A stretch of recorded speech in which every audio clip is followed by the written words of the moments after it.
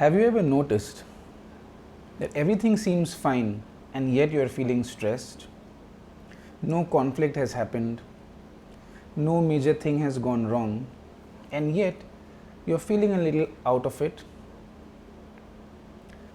Here's the reason why this really happens. Our stress and our anxiety is not just caused by what's happening externally. There's something related to the narration that is going on inside of our mind that truly decides our state of mind. Now today, I'm going to help you unpack this phenomenon, understand the deeper reason why this happens, what really triggers your stress and anxiety, and how in a simple way to be able to overcome this. So, you may want to save this to come back to it later whenever you do feel like this. Now, let's understand one thing first. Why do two people feel differently in the same situation? Let's look at an example. Let's say somebody receives a text and they respond to it. One might start thinking, did I reply properly? Was my tone okay? They might start overthinking about it. Another may feel happy. I've responded, I've done my job, and now I can move on. Same situation, different reaction, different emotional response. Now this is the reason why different people are experiencing different things in the same situation. Essentially, it's all about the automatic emotional response which is actually triggered by the deep narrative that is playing deep within somebody all the time. And here's the thing, this is mostly unconscious. Most people are not fully aware that this is happening. Basically, what I'm trying to say is the outside world is not fully responsible for how one person is actually feeling. Let's move on. You might be wondering, why does this story feel so real? So here's the thing. In life, we are all creatures of habit. So, at some point in life, we may have responded to a particular situation in one way, and slowly that started becoming a habit.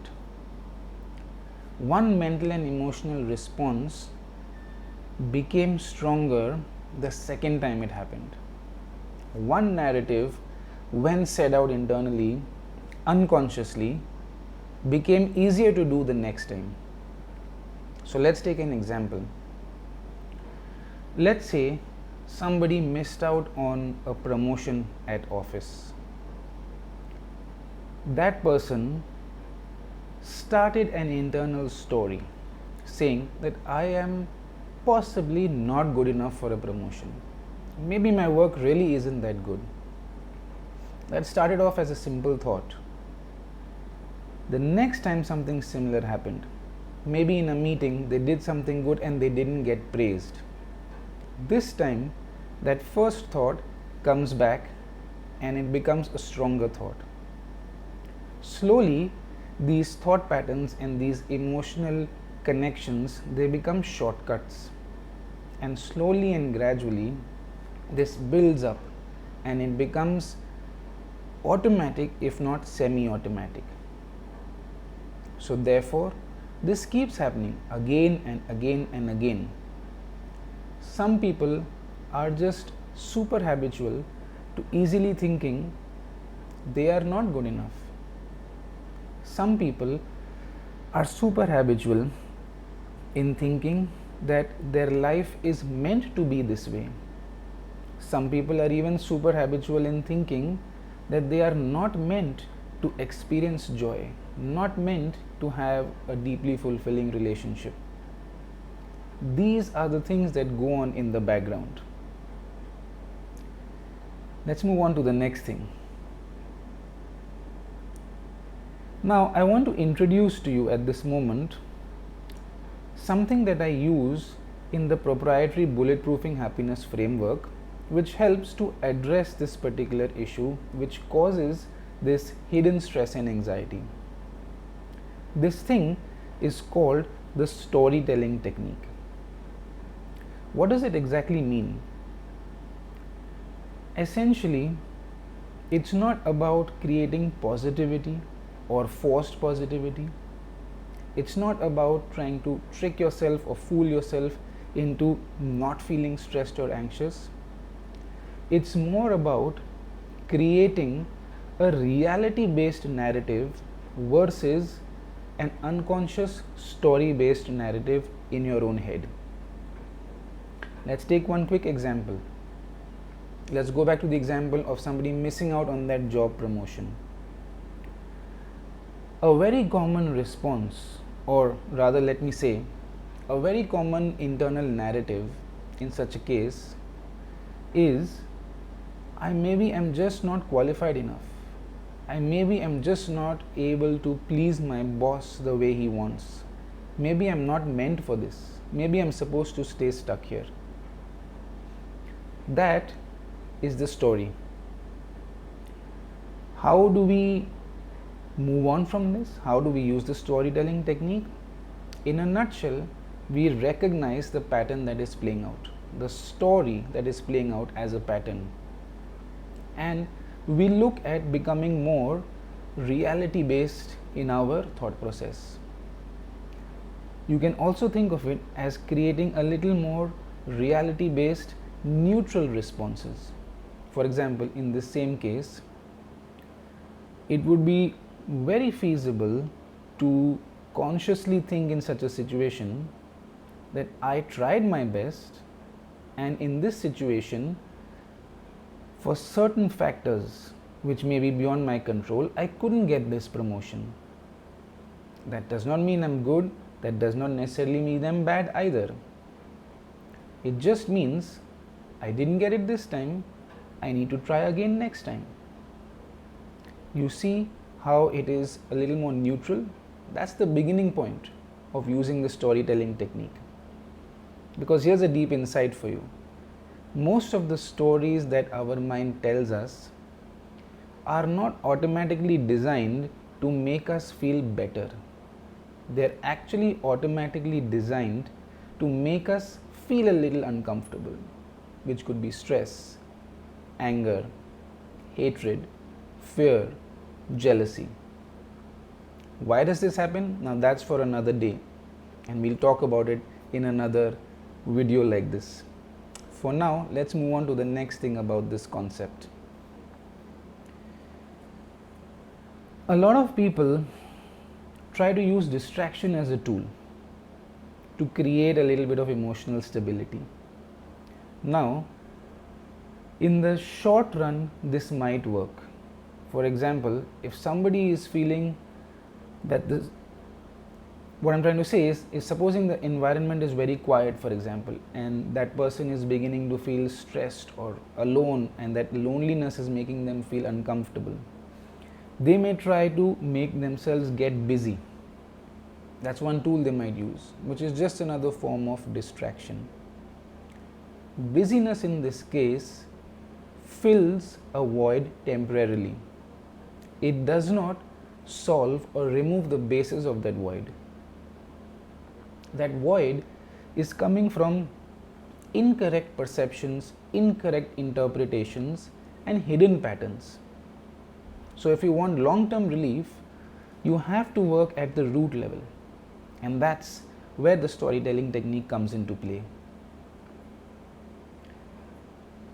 Let me now give you a 4-question reflection toolkit, something that you can actually use right out of the Bulletproofing-Happiness Framework the next time you are in such a situation. So here's how it goes. Whenever you find yourself in a situation which is externally pretty okay, and yet you feel like you're feeling stressed and anxious, try these 4 questions. First, ask yourself, what really is the thing that is triggering me in this situation? Next, what really is the meaning that I've given this situation?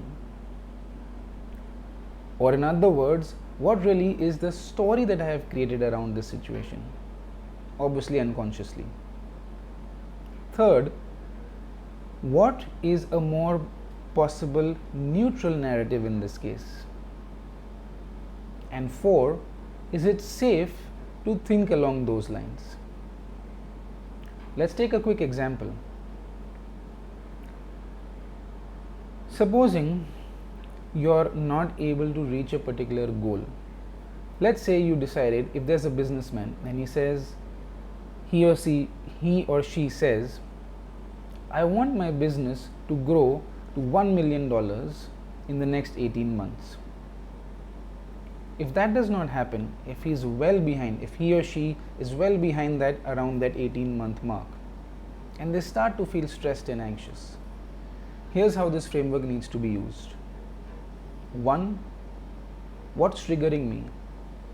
The fact that I could not achieve my own decided goal. What's the story I'm creating here? Maybe I'm not good enough. Maybe I'm not meant to be a businessman or a businesswoman. Maybe I'm not lucky enough. What's a more neutral narrative in this case?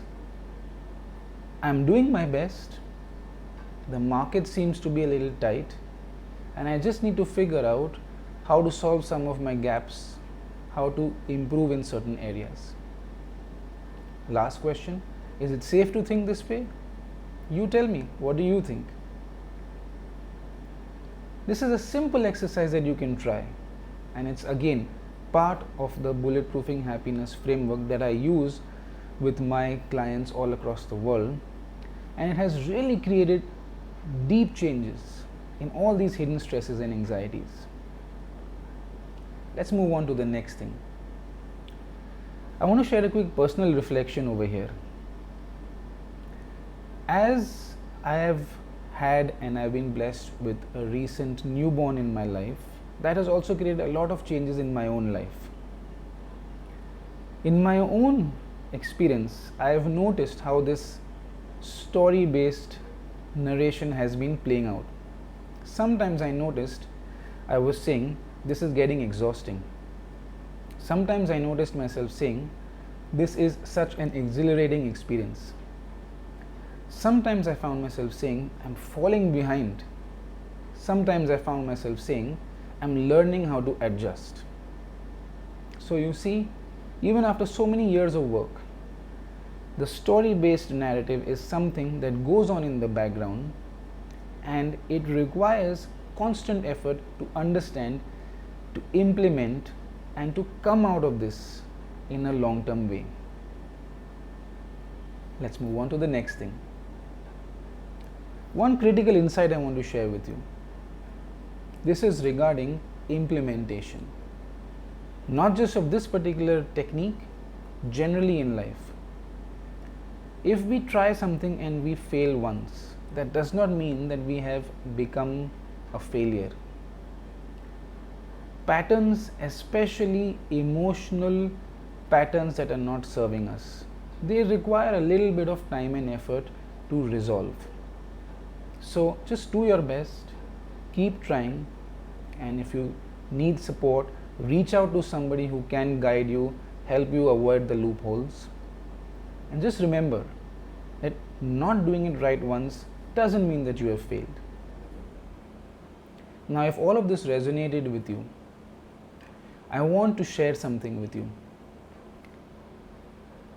I've created a stress resilience audit, which is a free professional auditing tool that will help you to understand what is your current stress handling capability and how it's impacting all areas of your life right now.